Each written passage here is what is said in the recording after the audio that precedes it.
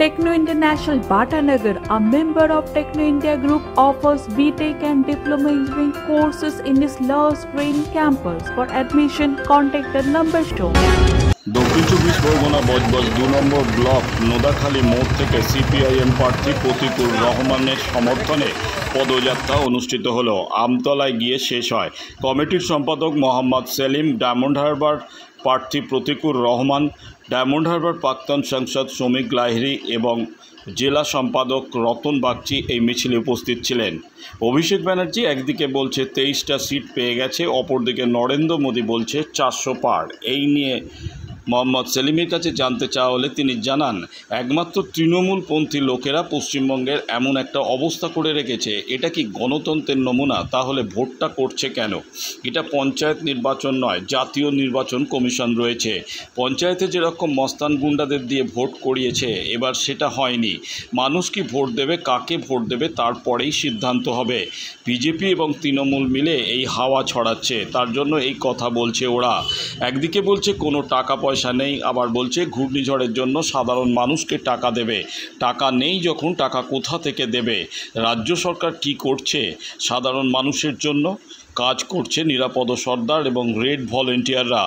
অভিষেক জেলে যাবে, শুধু অভিষেক একা নয়, আকাশও যাবে। দুই ভাইপো মিলে টাকা পয়সা লুট করেছে।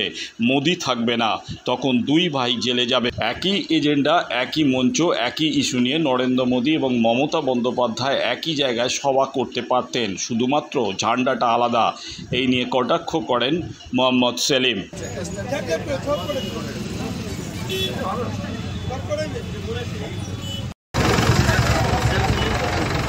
দিল্লিতে কি আবার মোদী সরকার এরকম বলছে? কেউ বলছে না। একমাত্র তৃণমূলপন্থী লোকেরা পশ্চিমবঙ্গে এমন একটা অবস্থা করেছে যেখানে মোদী এসে বুগনি যাচ্ছে। তাহলে গোটা দেশের কোনো জায়গা নেই। অভিষেক বন্দ্যোপাধ্যায় বলছে 23টা সিট পেয়ে গেছি, ও বলছে 400 বার। এটাই তো গণতন্ত্রের নমুনা। তা ভোটটা করছে কেন? কোনো বিরোধী থাকবে না। এটা পঞ্চায়েত নির্বাচন নয়, এটা পঞ্চায়েত নির্বাচন নয়, এটা পুর নির্বাচন নয়, আর এটা জাতীয় নির্বাচন কমিশন।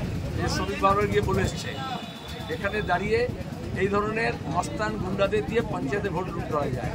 মানুষের রাগ ক্ষোভ আছে, আর ভোটের আগে যারা ফলাফল বলে তারা কারা? বিজেপি আর তৃণমূল। তাহলে মানুষকে কোনো মর্যাদা দেয়? মানুষ ভোট দিতে পারবে কিনা, মানুষ ভোট দেবে কিনা, তারপরে কাকে ভোট দেবে, তারপরে গণনা হবে, তারপরে তো ফলাফল। আগে থেকেই যখন বলছে বিজেপি আর তৃণমূল দুজনে মিলে গণতন্ত্রকে বান্ডিল বেঁধে বিক্রি করে দিচ্ছে, এই জন্যই এই কথা বলছে। দাদা, অভিষেক বন্দ্যোপাধ্যায় বলছে যে রেবালায় যে ক্ষয়ক্ষতি হয়েছে 15 দিনের মধ্যে ক্ষতিপূরণ দিয়ে দেবে। আচ্ছা, একদিকে ও বলছে ওর কাছে কোনো টাকা পয়সা নেই, যে এফিডেভিট দিয়েছে তাদের কিচ্ছু নেই ওর সম্পত্তি। আবার দিকে বলছে সব আমি করে দেবো। কোথায় করবে? কারো টাকা, লুটের টাকা। আর রাজ্য সরকার কি করছে? মমতা ব্যানার্জি ওইদিকে ইন্ডিয়া ব্লকের মিটিংয়ে বলছে আমি যাবো না, কারণ আমি রিলিফের কাজে ব্যস্ত আছি। এদিকেও তার দেখা নাই, সরকারের দেখা নাই। রেড ভলেন্টিয়ার আমাদের কর্মীরা, প্রতিকূল বাকিরা, ওদিকে নিরাপদ সত্তার তারা ঘুরছে। ডক্টর শরৎচন্দ্র হালদার তারা যাচ্ছে মানুষের কাছে। আর এরা খালি ওই কমান্ডো পরিবেষ্টিত হয়ে একটা অটোতে ছবি তুলেছে, আমি দেখলাম। অভিষেক বন্দ্যোপাধ্যায় বলছে যে ষষ্ঠদফা ভোট শেষে 23টি আসন পেয়ে গেছে। ও জেলে যাবে এটা নিশ্চিত। তারপরে কি হবে মানুষ ঠিক করবে? ভোটের আগেও বলছে ও জেলে যাবে। অভিষেক বন্দ্যোপাধ্যায় একা অভিষেক নয়, হয় অভিষেক আয় আকাশ। দুই ভাইপো মমতা যে টাকা পয়সা লুট করেছে, শুধুমাত্র জুলাইয়ের মাঝখান পর্যন্ত স্বস্তি দেওয়া হয়েছে। সমস্ত প্রমাণ আছে। মোদিকে ম্যানেজ করে যতদিন টিকে থাকতে পারে, কিন্তু 4 তারিখের পরে মোদিও থাকবে না। আর ছুটি ধরলে এইটা যাবে, ঝুঁটি ধরে জেলে যাবে। প্রধানমন্ত্রী নরেন্দ্র মোদী এসেছিলেন সভা করতে, একই জায়গায় আবার মমতা বন্দ্যোপাধ্যায় সভা করলেন, কি বলবেন?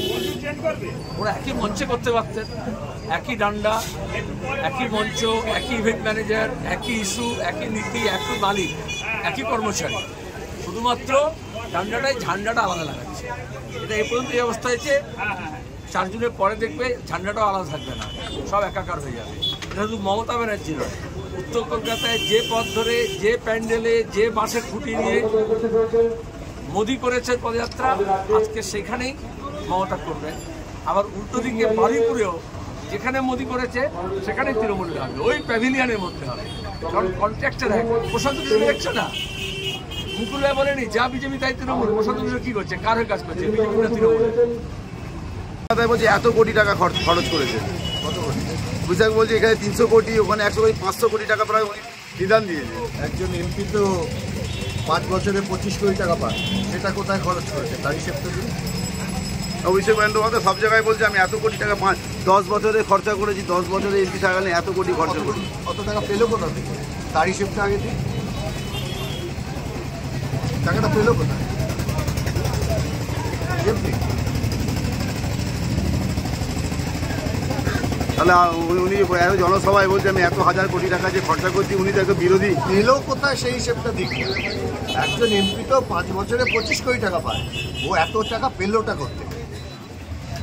আর একটা সিবিআই এনকোয়ারি হবে।